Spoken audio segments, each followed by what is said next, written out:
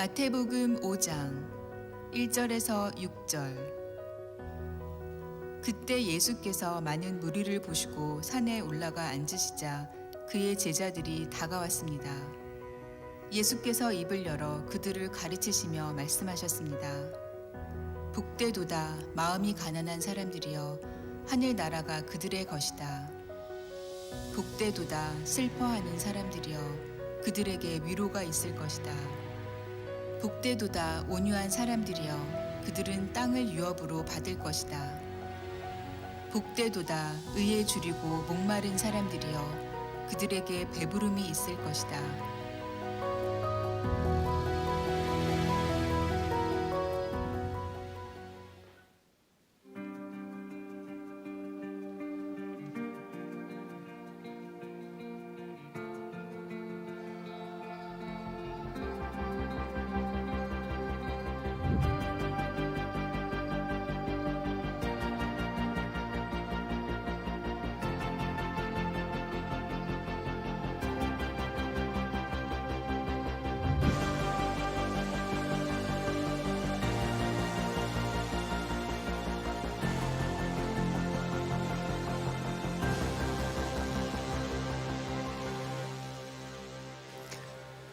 예수님의 8가지 행복 메시지 4번째 시간에 오신 우리 성도님들 다시 한번 환영합니다. 우리 강준원 선교사님, 강영주 선교사님 캄보디아로 파송하시게 되었습니다. 하나님의 부름받아 가시는 그 길에 이번 주 금요 성령 집회 시간에 여러분들 오셔서 그 파송 예배에 함께 마음을 모아주시고 또 그 다음 날에 있을 또 우리 선교사님을 위한 후원의 밤에도 여러분 많은 관심을 가져주시고 또 참석을 부탁드립니다. 우리의 영혼에 만족을 주시는 하나님의 아버지의 이름을 찬양합니다.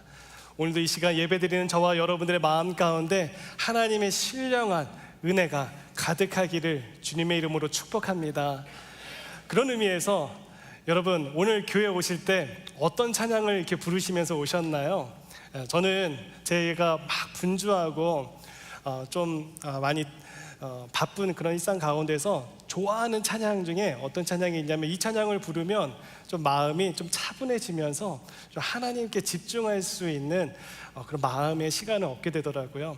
그래서 제가 이 찬양을 우리 성도님들하고 한번 하나님 앞에 같이 올려드렸으면 좋겠다라는 생각이 들어서 우리가 목소리지만 또 여기 음악적 실력이 탁월하신 분들 많이 계신 거 압니다. 그래서 여러분 화음을 넣어서 우리 이 찬양으로 하나님 앞에 영광의 찬송을 올려드리겠습니다.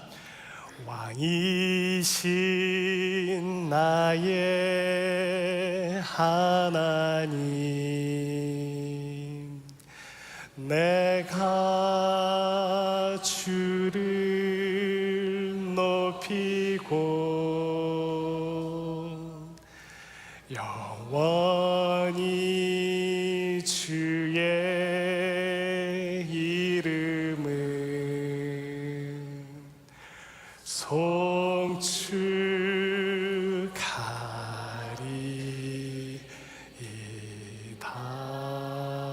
한 번 더 찬양할까요? 왕이신 나의 하나님, 왕이신 나의 하나님, 내가 주를 높이고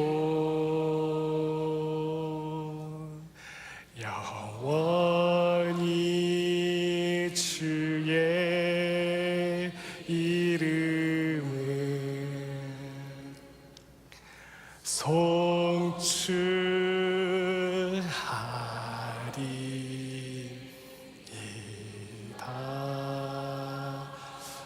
우리 왕이신 하나님께 감사와 영광의 박수 올려드리겠습니다.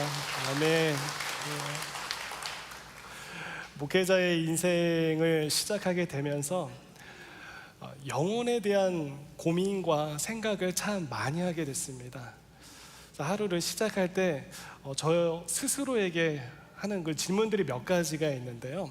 그 중에 한 가지는 내가 오늘 하나님을 얼마나 더 원하고 있는가, 그리고 나는 설교를 전하기 전에 이 메시지에 나의 눈물이 있는가, 그리고 마지막으로 나는 시간을 의미 있게 활용하고 있는가, 이런 질문을 제 스스로에게 하면서 시작을 합니다. 제 성향이 바뀌어진 상황에 빨리 적응을 하는 성향입니다. 그리고 최대한 주어진 것들에 대해서 감사하는 성향이 저의 성향입니다. 그래서 저의 이런 성향을 보고 제 주변에 있는 동역자분들이 이 세상에서 제일 행복한 사람은 김영균 목사입니다, 이렇게 얘기를 하시더라고요. 네, 제가 단순해서 그러시는 건지 아니면 정말 부러워서 그러시는 건지 아직도 좀 헷갈립니다만, 어쨌든 저는 오늘 여기에서 우리 성도님들께 말씀드릴 수 있습니다. 저는 시애틀에서 가장 행복한 목사 중에 한 사람입니다. 여러분들이 그렇게 저를 만들어 주셔서 얼마나 개인적으로도 감사한지 모르겠습니다. 제가 이곳에 와서 스스로 저에게 지은 별명이 하나 있어요. 들어보신 분들 아시겠지만 제가 시골 목사 김영균이라고 소개를 합니다. 이 시골은 이행시가 있어요. 여러분들이 운을 띄워주시면 말씀을 드리고 운을 안 띄워주시면 그냥 넘어가겠습니다. 네, 시작. 시애틀의 영혼들에게 골드 같은 목사가 되기를 꿈꾸는 자. 예. 물론 박수를 그냥 치세요. 예. 제가 굉장히 오늘 격려를 받고 시작하는데요. 물론 이 시골이 연상하는 이 단어가 제 외모를 통해서 느껴지는 거하고 무관하다는 생각은 하지 않습니다. 그래서 어떤 분에게 제가 시골 목사입니다 그랬더니 그 뜻을 한번 맞춰보고 싶다고 그래가지고 뭔지 한번 맞춰보시라고 얘기했더니 이분이 그러시는 거예요. 목사님은 시애틀의 골리앗 그러시는 거예요. 그래서 제가 기뜸해 드렸죠. 저보다 키가 더 크신 분이 한 분 더 계시다고 기뜸을 해드렸습니다. 그런데 이런 제 성향인데 막상 이 목회 현장으로 가게 되면은 때로는 제가 목회자로서 감당하기 힘든 순간들이 있어요. 행복이라고 하는 그 단어가 잊혀질 정도로 좀 정신이 멍해진다고 해야 될까요? 왜냐하면 저는 성도님들을 많이 만나다 보니까 크고 작은 여러 가지 사건들을 좀 간접적으로 혹은 또 직접적으로 경험하기 때문에 그렇습니다. 6년 전에 이런 일이 또 있었습니다. 제가 이전 교회에서 섬겼을 때 청년부를 담당하고 있었습니다. 그때 당시 한 3년 한 반 정도 이 청년부 안에서 결혼을 50명이 했어요. 그래가지고 제가 결혼식에 주례를 30대 후반에 참 많이 섰습니다. 제 별명이 결의 전문 목사였습니다. 그 많은 동역자분들이 참 부러워하고 그랬는데요. 그 주간에도 제가 결혼 예비 학교를 4주 동안 인도하고 이제 결혼식 주례를 그 주간에 토요일로 잡고 준비를 하던 중에 이제 한 공동체 친구의 연락을 받았는데 우리 공동체 청년의 아버지께서 소천하셨다는 연락을 받게 됩니다. 어떡하겠어요. 또 이제 그 예배를 준비하는 가운데 아뿔싸 이 천국 환송 예배가 결혼식을 하는 날 당일날 오전에 잡힌 거예요. 그래서 저는 여러분들의 상상이 되실지 모르겠는데요, 오전에는 천국 환송 예배를 섬기고 그날 오후에 저는 결혼식에서 주례로 섬겼습니다. 슬퍼할 겨를도 없이 함께 웃는 자리에 제가 초대되어서 가니까 리셉션에서 내가 여기 왜 있지? 라는 이런 생각도 들고 정말 정신이 멍하더라고요. 지난주에 순장님이 빨리 연락을 주셔가지고 우리 오늘도 말씀드렸다시피 우리가 사랑하고 아끼는 고 조경숙 권사님의 임종 예배를 제가 인도할 수가 있었습니다. 그래서 권사님의 마지막 가시는 길, 그리고 그 다음날 하나님의 부르심을 받으셨습니다. 갑작스러운 일이지만 그 급한 연락 때문에 가서 임종 예배를 드렸는데 그날 저녁에 미리 예정된 저의 저녁 스케줄은 한 순식구에 이사 감사 예배를 드리는 시간이었어요. 오전에는 임종 예배를 드리고 또 저녁에는 가서 이사 감사 예배 가서 축하해주고 말씀을 나누었습니다. 여러분, 제 마음이 어땠을까요? 끝나고 집으로 돌아가는데 여러 가지 생각이 들면서 6년 전 그때 그 한날에 장례를 하고 예배를 주관하고 또 결혼식을 주례했던 시간이 딱 떠올랐습니다. 여러분, 천국 환송 예배가 사실은 성도에게 있어서는 축제의 의미인 것을 믿으시기 바랍니다. 그런데 너무 이른 나이에 부모님이 소천하시게 되면 그게 웃을 수 있는 분위기는 아니잖아요. 그런 상황들이 이렇게 오게 되면 제 스스로도 참 위축되는 거를 좀 경험을 하거든요. 그래서 여러분들이 목회자를 위해서 기도해 주셔야 할 이유가 바로 여기에 있습니다. 저희들이 그런 상황 가운데서도 꿋꿋이 하나님의 마음을 전할 수 있는 목자가 되도록 또 여러분들이 기도로 도와주시는 이유가 여기에 있는 것이죠. 교회 안에 여러 가지 그런 일정들이 참 많이 바쁘게 진행이 되고 있잖아요. 교회 안에서도 여러 가지 사역들이 다양하게 진행되는 걸 보면서 지금 이 세상에 흘러가는 모습의 단면을 보고 있지 않나라는 생각이 듭니다.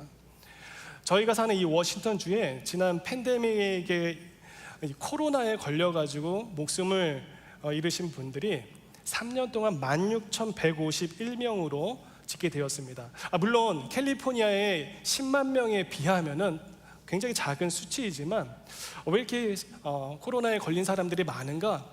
여러분, 여기 계신 분들은 지금 이 시간에 와서 예배드리고 일찍 다음 날을 준비하시기 위해서 쉼을 가지시는 분들이 많겠지만 사실 다운타운에 가면 클럽이나 재즈바나 이런 데서 얼마나 많은 젊은이들이 밤을 지새우면서 놀고 있는지 모릅니다.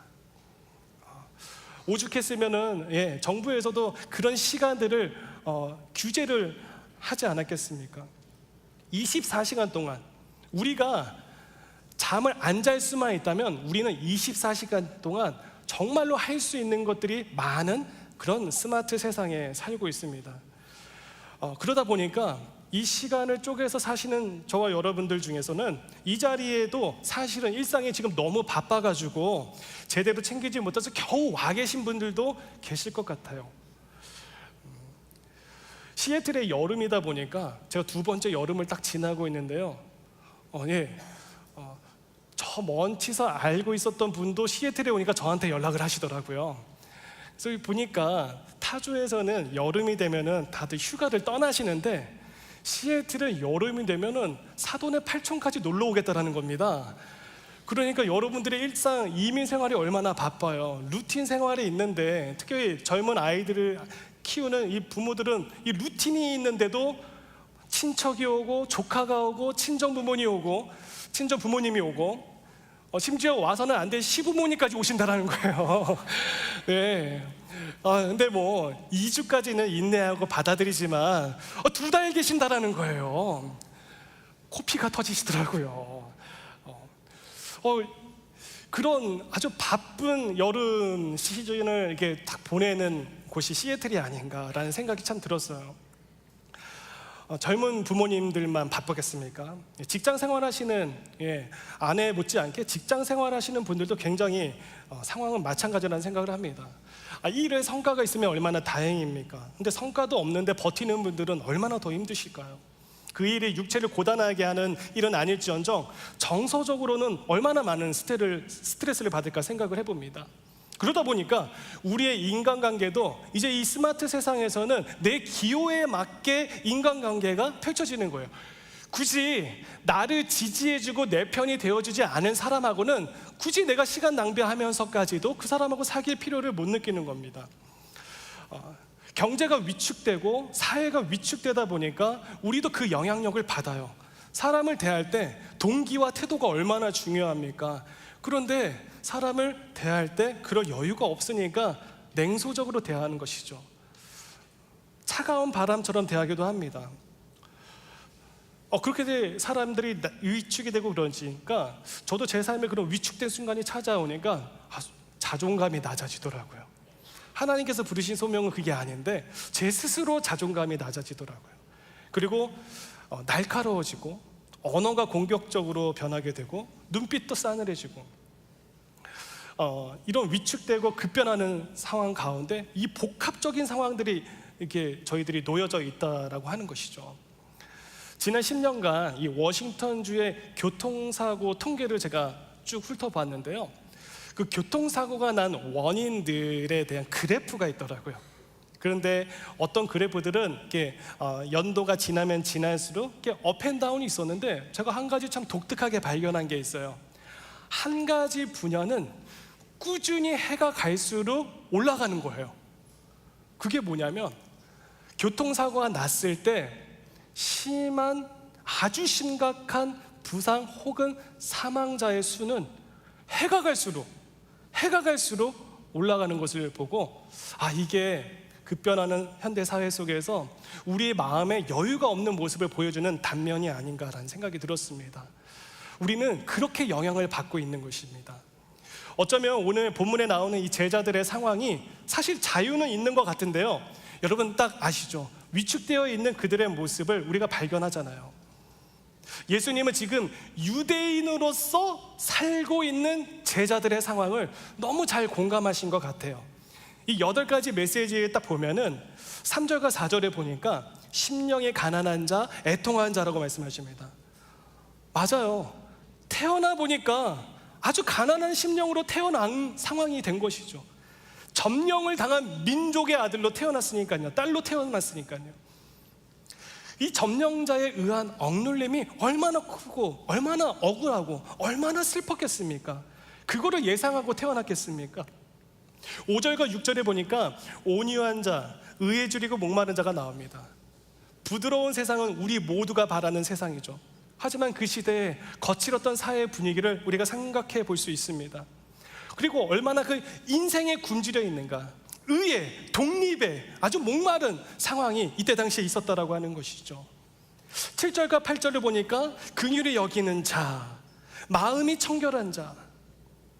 로마인들을 향한 유대인들의 마음이 대체적으로 어땠을까요? 언젠간 독립하리라, 언젠간 그들에게 복수하리라. 불쌍히 여길 만한 그런 사회적 상황이 아닌 것이죠. 저항심이 오히려 있는 상황인 것이죠. 부정과 부패가 상식이 되다 보니 마음이 깨끗한 사람을 찾기가 어려운 것이죠. 마지막으로 9절과 10절을 봅니다. 화평하게 하는 자는 복이 있나니, 의를 위하여 박해를 받은 자는 복이 있나니. 이 폭력적인 이 사회적 분위기, 어쩌면 제자들은 예수님을 따른다라고 하는 그 이유로 신변의 위험이 따를 수 있는 상황인 것이죠. 그러니까 지금 이 제자들이 처한 상황, 유대인으로 살아가고 있는 상황인 한마디로 상실한 마음의 시대다. 정신이 멍한 분위기일 것 같습니다. 그들의 삶이 포로된 인생, 로마의 항기를 듣고 저항했다가 결국 예루살렘 성이 아주 불타오르게 되고 멸망하지 않습니까? 로마의 지배가 370년 동안 이어졌습니다. 이들의 인생을 지금 현 주소를 보면 사실 소망이 없고, 강력한 다윗 왕과 솔로몬 왕을 간절히 사모했던 사회적 분위기. 예수님께서 오늘 이 의에 대해서 말씀을 하시면서 이 의가 정치적으로 종교적으로 독립의 의를 의미하는 것 같습니다. 그런데 여기서 이 의라고 하는 헬라어가 디카이오시네라고 하는 이 단어인데, 좁은 의미로는 사회의 공정함과 올바른 정의 구현을 이룬다라고 하는 점에서는 맞습니다. 그런데 이 신약에서 사용된 92번의 이 단어의 의미는 하나님과 연관이 되어 있습니다. 넓은 의미로 말씀을 드리면 이 의라고 하는 단어의 의미는 이런 의미가 되겠습니다. 당신이 추구하고 있는 의가 하나님께 받아들여질 수 있는가? 그 의미가 담겨 있는 거예요. 이걸 오늘날 저와 여러분들의 신앙생활에 있어서 스스로에게 해볼 수 있는 질문이라면 저는 이렇게 질문할 수 있겠습니다. 나는 하나님께서 인정하시는 의를 행하고 있는가? 아니면 하나님의 뜻을 시험하는 의를 행하고 있는가? 구분이 좀 되시겠죠? 근데 이 질문이 여러분 가볍게 넘길 만한 질문이 아니라는 거예요. 저와 여러분들은 하나님 앞에 설 존재들이기 때문에 그렇습니다. 근데 잘 몰라요. 이게 정말 하나님께서 기뻐하시는 의라고 생각했는데 알고 보니까 하나님을 더 고통스럽게 만드는 나의 행동인지 아닌지 이거를 잘 모를 때가 너무도 많아요. 왜요? 위축되고 긴장되고 너무 바쁜 상황 가운데 놓여져 있다 보면 내 영혼의 평강에 대해서 생각할 겨를이 없기 때문입니다. 사도 바울은 이런 부분에 있어서 저와 여러분들에게 다시 한번 고린도전서 13장 12절에서 이 말씀을 합니다. 지금은 우리가 거울로 영상을 보듯이 희미하게 보지만은 그때에는 얼굴과 얼굴을 마주하여 볼 것입니다. 지금은 내가 부분밖에 알지 못하지만은 그때에는 하나님께서 나를 아신 것 같이 내가 온전히 알게 될 것입니다. 고린도전서 13장이 사랑장이잖아요. 사랑이 없으면 울리는 꽹과리와 같다라고 쭉 사랑은 언제나 오래 참고 하면서 사랑을 풀어가는데, 그러면서 고린도전서 13장 13절이 얼마나 우리에게 유명한 말씀입니까? 믿음, 소망, 사랑, 이 세 가지는 항상 있을 것인데 그 중에 제일은 사랑이라. 이렇게 반응해 주시니까 좋네요. 이 13절이 너무 유명하니까 사실 이 12절이 뭔지 잘 기억이 안 나시죠? 근데 이 12절에는 저희의 마음을 다시 한번 추스르게 하는 사도 바울의 경고하는 메시지가 담겨 있는 것이죠. 여러분, 그럼에도 불구하고 우리의 의를 행하는 마음이나 자세나 실천은 여전히 불완전하지만 이 말씀에 근거하면 저희들이 하나님의 사랑을 남기는 자로 살아야 된다라는 결단을 하게 됩니다. 그 도전으로 촉구받게 되어져 있습니다. 그 사랑을 남기는 대상은 누구인가? 맞죠. 아직 이 그리스도 예수의 사랑을 모르고 허우적거리는 사람들, 영적인 늪에 빠져 있는 분들이죠. 그런 사람은 어디에 있습니까? 충격적일지 모르겠지만 신앙 안에도 있습니다. 신앙 안에 거하는 사람들도 있습니다. 신앙 밖에 있는 사람들도 있습니다. 그럼에도 불구하고 저와 여러분들은 이 예수 그리스도의 사랑을 추구하고 전하기 위해서 그 사명이 있는 것이죠. 이것이 왜 중요한가? 하나님을 시험하는 의를 우리가 붙잡고 나아가게 되었을 때 그것은 사실 세상의 것을 쫓아갔다라고 할 수 있겠습니다. 요한일서 2장 17절에는 아주 분명하게 이 입장, 성경의 입장을 대신하고 있습니다. 한번 같이 읽겠습니다. 이 세상도 사라지고 이 세상의 욕망도 사라지지만 하나님의 뜻을 행하는 사람은 영원히 남습니다. 누구의 뜻이요? 하나님의 뜻을 행하는 저와 여러분들 되시기를 축복합니다. 여러분, 우리 영혼의 목마름을 언제 여러분 이 갈증이 해소되는 것을 느낄 수가 있나요? 여러분들이 처음으로 하나님의 은혜를 느꼈을 때, 그 은혜가 내게 임했을 때, 구원받은 누군가의 전도를 통해서 구원받은 그 기쁨이 내게 임했을 때, 여러분 사실 그 여러분들은 체감하지 못하지만 여러분 영혼 가운데는 놀라운 갈증이 해소가 된 시간이거든요. 그리고 우리는 주변 사람들을 통해서도 내 영혼이 만족되는 것을 보게 됩니다. 우리가 선한 것을 추구하는 사람이라면 하나님을 영접한 사람들을 내 곁에서 보게 되었을 때, 그때 여러분 마음이 어떠세요? 저분은 받으면 안 되는데 뭐 이런 마음은 아니시죠? 네, 제가 너무 리얼하게 표정을 지었나요? 얼마나 기쁘세요? 돌아올 것 같지 않았던 내 자녀가 어느 날 엄마한테 다 와가지고 얘기합니다. 엄마가 믿는 하나님 나 믿고 싶어요. 아빠한테 와서 얘기합니다. 아빠 죄송해요. 내가 유산을 먼저 받아서 죄송해요. 나 이제 하나님께로 돌아왔어요. 그랬을 때 이 부모의 마음은 완전히 녹는 것 아니겠어요? 그때요. 그때 그 순간에 느끼는 감정은 내 영혼으로부터 나오는 놀라운 성령의 생수가 임하신 것을 여러분 믿으시기 바랍니다. 그렇기 때문에 이렇게 우리를 위축시키는 이런 상황 가운데서 우리가 신경 써야 할 것은 하나님께 내 영혼의 다스림을 구해야 한다라고 하는 것이죠. 이게 우리가 이 세상을 살아가는 방식입니다. 이것을 다른 말로 하면 하나님을 갈망합니다 라고 여러분들에게 말씀드릴 수 있겠습니다. 여러분 여기 계신 분들은 나의 삶이 하나님의 목적에 맞게 이끌어져야 한다라고 동의하시는 분이라 저는 생각합니다. 그런데 매번 상황은 그런 상황이 아니에요. 이건 동의로는 하지만 상황이 자꾸 내 삶을 이끌고 나가는 것 같아요.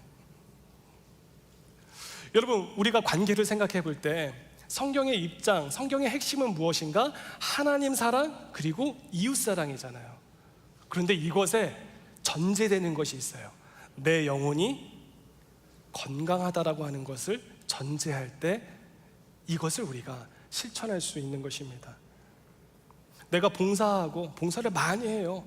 전도하고 아웃리치를 가고 어떤 리더십을 가지고 강력하게 이끌고 가고 주님의 일을 하는 거 좋습니다. 말리지 않습니다. 하시면 하실수록 저는 좋다라고 생각을 합니다. 그런데 내 영혼의 건강은 어떠한지를 먼저 살펴보는 우리의 모습이 더 중요하다라는 것이죠. 우리가 다른 사람들을 판단하거나 자기 기준에 따라서 행동한다면 사실 우리 영혼의 건강에 신호가 켜진 겁니다. 그리스도인의 기준은 내가 기준이 아니라 하나님의 말씀이 기준인 줄로 믿습니다. 부부관계에서도 마찬가지죠. 부부관계의 핵심 포인트, 우리의 기준은, 우리의 영혼의 기준은 하나님의 말씀이다. 이 두 사람의 영혼이 하나님의 다스리심에 온전히 순종하고 있는가? 오늘 여기 계신 분들 중에 혹시 믿음 생활을 같이 하시는 부부가 계시는 것 같습니다. 이런 이야기를 부부 가운데서 나누는 것이 어색하신가요? 그렇다면 오늘 그 어색함이 떠나가고 그것이 더 우선적으로 결단할 수 있는 여러분들의 부부관계가 되기를 축복합니다. 이런 갈망 시편 저자는 하나님이여 사슴이 시냇물을 찾기에 갈급한 같이 내 영혼이 주를 찾기에 갈급하나이다. 시편에서 이런 구절은 어렵지 않게 우리가 찾을 수가 있습니다. 63편 1편 대표적인 말씀인데요, 이 다윗의 고백인데 저와 여러분들 한번 함께 읽겠습니다. 하나님이여 주는 나의 하나님이시라. 내가 간절히 주를 찾되 물이 없어 마르고 황폐한 땅에서 내 영혼이 주를 갈망하며 내 육체가 주를 앙망하나이다. 지금 다윗은 사실 이 자기의 도피 상황으로 몰아내고 이 억울함을 준 사람들이 모두가 다 원수입니다. 물론 그 원수를 저주하는 기도도 합니다만 다윗의 원래 하나님께 구하고 있는 그 마음은 지금 내 영혼을 다스려 주실 분은 하나님밖에 없습니다. 하나님 내 영혼을 다스려 주십시오. 원수가 내 눈앞에 있습니다만 하나님 내 영혼이 당신을 갈망합니다. 이렇게 기도하고 있는 것이죠. 예수님도 이런 의미와 이런 맥락에서 저와 여러분들에게 강력하게 권면하시는 말씀이 이 마태복음 5장에서 시작되면서 6장 33절에 우리가 가장 잘 아는 말씀입니다. 같이 읽겠습니다. 그런즉 너희는 먼저 그의 나라와 그의 의를 구하라. 그리하면 이 모든 것을 너희에게 더하시. 자, 여기 보세요. 이 그런즉이 포함하고 있는 이 앞의 내용은 무엇입니까? 우리의 필요를 미리 아시고 채워주실 수 있는 분은 하나님이시고 하나님이 그렇게 하실 거라고 하는 약속, 이것을 너희가 받았은 즉 너희는 이제 받을 것에 대한 두려움을 갖는 것이 아니라 나의 나라와 나의 의를 구하라는 그런 말씀이시죠.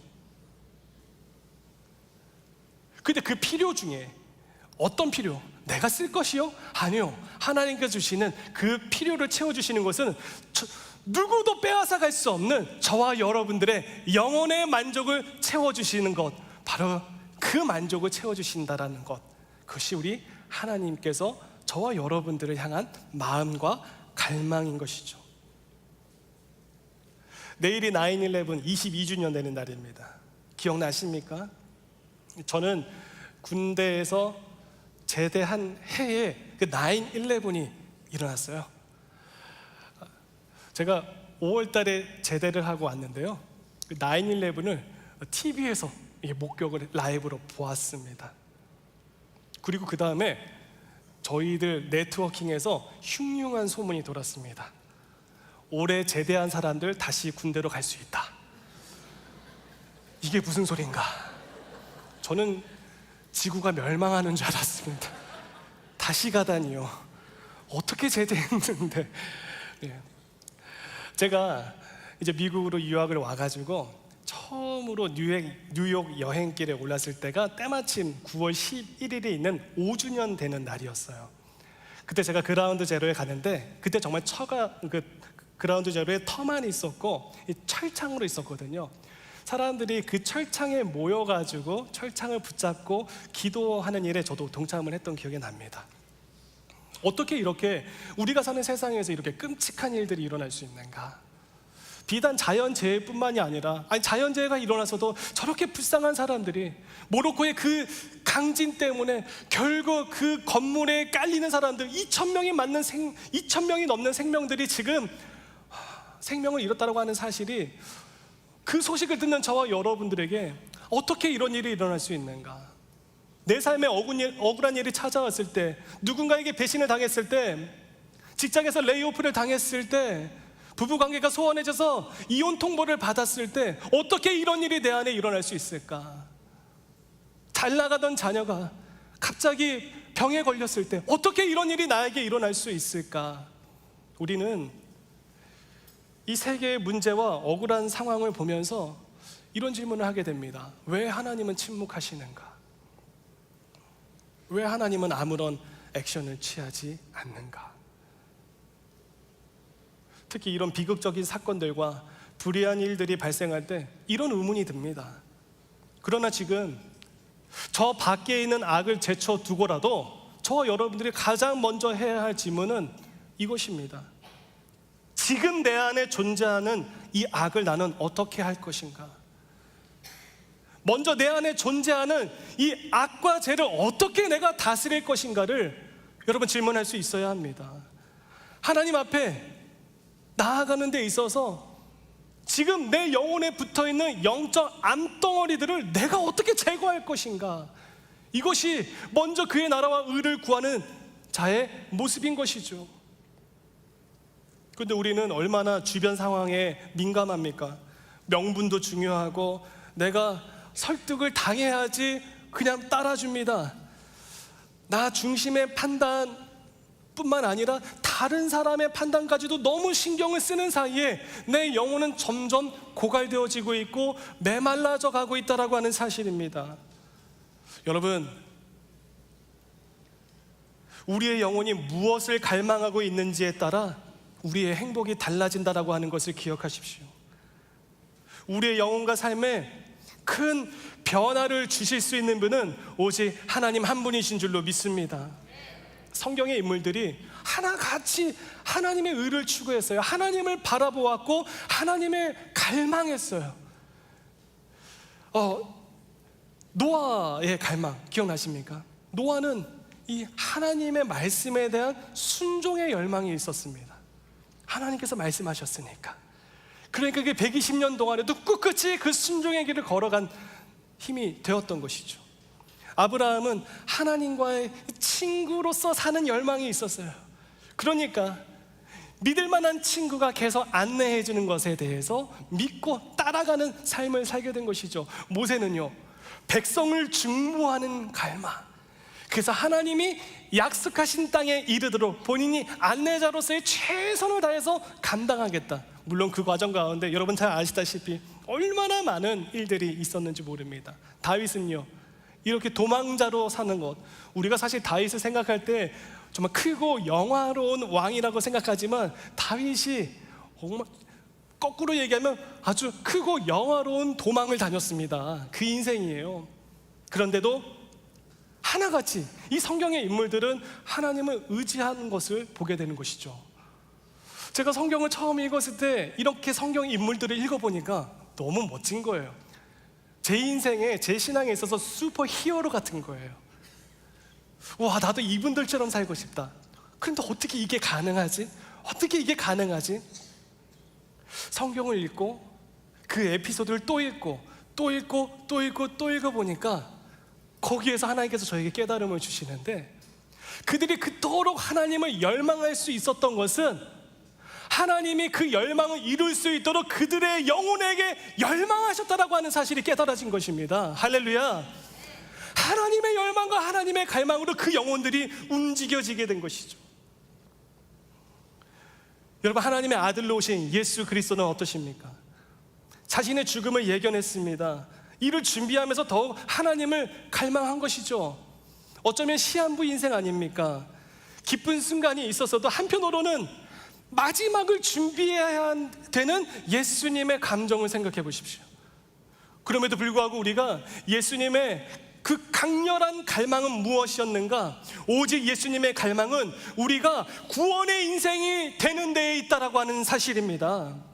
우리가 거룩을 회복하고 하나님과의 관계가 회복되어지는 것이 예수님의 갈망이었어요. 이 갈망이 하나님의 뜻인 것이 온 천하에 드러났어요. 무엇을 통해서요? 십자가를 통해서. 십자가를 향하여 가는 그 길로 하나님의 뜻인 것이 분명하게 드러났다는 것입니다. 우리가 하나님 앞에 설 때에 우리는 지금은 희미하게 보지만 그때 가서 확실히 알 수 있지만 우리 예수님은 그러실 필요가 없었어요. 하나님의 불의에 대한 그 마음을 누구보다도 가장 아시고 우리가 구원받는 인생이 될 수 있도록 그 십자가로 자신의 갈망을 완벽하게 이루면서 순종하심으로 저와 여러분들을 건지신 줄로 믿습니다. 예수님은 그렇게 우리와 올바른 관계를 회복할 수 있도록 완전하게 계획하셨고 완벽하게 승리하셨고 그리고 부활의 소망을 오늘 저와 여러분들에게 선물로 주신 것입니다. 사랑하는 여러분, 제가 설교 초반에 이런 말씀 드렸잖아요. 목회자로서도 늘 행복을 감사하면서 하나님 앞에 영광을 올려드리지만 이런 성도들에게 있는 일들 때문에 슬퍼했다가 또 웃어야 되고 웃었다가 또 슬퍼해야 되고 이런 저로 하여금 어쩔 수 없는 상황에 내몰리게 되니까 진짜 말씀드렸던 것처럼 정신이 멍했어요. 그러면서 제가 이 말씀을 준비하는 가운데 하나님께서 제 영혼을 터치하시더라고요. 나는 정말 있기 싫은 순종의 자리였고 할 수만 있다면 피하고 싶은 자리였는데 그런데 하나님께서는 그 어느 때보다도 자기에게 집중하고 있는 내 영혼을 기뻐하셨다라고 하는 점. 떠날 수만 있으면 피할 수만 있으면 피하고 싶었는데 내 영혼은 그 어느 때보다도 그 순종의 자리와 부르심의 자리가 그 어느 때보다도 하나님께 집중하고 있다는 점을 하나님이 알려주시면서 나를 향한 하나님의 갈망이 느껴져서 얼마나 감사했는지 모릅니다. 이 말씀을 준비하는데 이것이 저에게 주시는 하나님의 말씀이다라는 확신이 들었어요. 여러분, 피하고 싶은 자리 있으세요? 가고 싶지 않은 자리가 있으세요? 그런데 그 자리가 하나님께서 부르신 자리세요? 여러분들의 영혼은 그 어느 때보다도 클리어하게 하나님께 집중하고 있는 순간임을 기억하시면서 그 자리를 지키십시오. 떠나지 마십시오. 가정을 지키십시오. 생명을 살리시고자 하시는 하나님의 의, 예수님께서 그 의를 추구하는 인생으로 자신이 희생의 제물이 되어주셨습니다. 사랑하는 여러분, 하나님의 의를 추구하는 사람은 바로 이러한 모든 의가 반드시 이루어질 것을 믿고 확신하며 살아가는 존재인 줄로 믿습니다. 그가 사모하는 영혼에게 만족을 주시며 줄인 영혼에게 좋은 것으로 채워주심이로다. 한번 같이 읽어볼까요? 시작. 그가 사모하는 영혼에게 만족을 주시며 줄인 영혼에게 좋은 것으로 채워주시며 사모하는 영혼이 되십시오. 줄인 영혼이 되십시오. 오늘 여러분들 여러 가지 적용을 할 수가 있겠습니다. 거룩한 모임에 참여하십시오. 하나님의 말씀에 있는 자리에 서 계십시오. 사랑이 남는 섬김을 하십시오. 이 모든 상황 가운데 생명을 살리고자 하는 그 의를, 내 영혼의 다스림을 하나님께 맡기며 살아가시기 바랍니다. 함께 하나님의 의를 추구하는 그런 기쁨을 누리시는 우리 형제의 모든 가족들 되시기를 주님의 이름으로 축원합니다. 아멘. 이 시간 여러분들을 말씀 앞으로 초대합니다. 누가 하나님의 의를 목말라 할까요? 이런 사람이 목말라 하는 거예요. 나로부터는 능력이 안 나간다. 오직 내 위에 역사하시는 하나님의 능력이 임할 때 가능하다라고 고백하시는 분. 나의 기준을 버리고 하나님의 기준으로 돌아서신 분들, 이런 분들이 지금 하나님의 의에 목말라 하는 자들입니다. 오늘 이 시간 여러분들이 기도할 때 하나님, 내 영혼의 다스림을 주님께 맡깁니다. 여러분, 하나님께 나아가는 사람은요, 반드시 하나님이 계신 것을 믿어야 합니다. 그리고 그가 자기를 찾는 자들에게 상 주는 이심을 믿어야 합니다.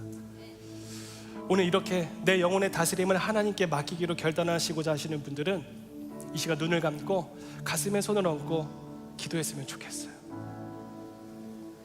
다른 사람 돌보느라 내 영혼을 돌보지 못했던 거 하나님이 얼마나 안타까워하셨겠습니까? 지금 이 시간 내 영혼의 다스림을 하나님께 의탁합니다. 주님, 내 영혼이 주를 갈망합니다. 왕이신 하나님을 영원히 높이고 송축하기를 원합니다. 우리 이 시간 주님께 인정받는 의로운 자녀가 되기를 소망하며 우리 주여 한번 부르짖고 합심으로 기도하겠습니다. 주여, 주님만을 원합니다. 주님 더 원합니다. 내 영혼이 주님을 갈망하며 나아갑니다. 하나님 아버지, 내 영혼을 주장하여 주시는 분, 내 영혼을 거룩으로 이끌어 주시는 분은 하나님 한 분밖에 없음을 고백합니다. 십자가로 향하는 길로 하나님의 뜻을 완벽하게 증명하신 예수 그리스도를 바라보게 하여 주시옵소서. 그 주님을 바라보고 깊이 생각하며 나가길 원합니다.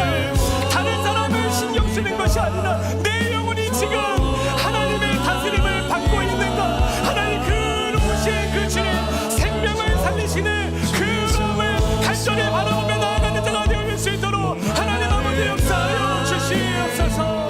오 주님, 주님을 더 닮아가길 원합니다.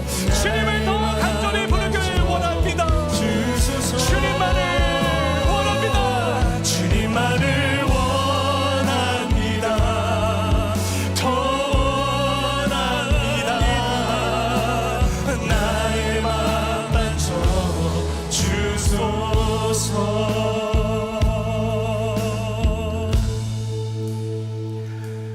물 가운데 지날 때에도 침몰치 않게 하시고 불 가운데 행할 때에도 상치 않게 하시는 하나님, 내 영혼의 갈망은 오직 하나님뿐입니다.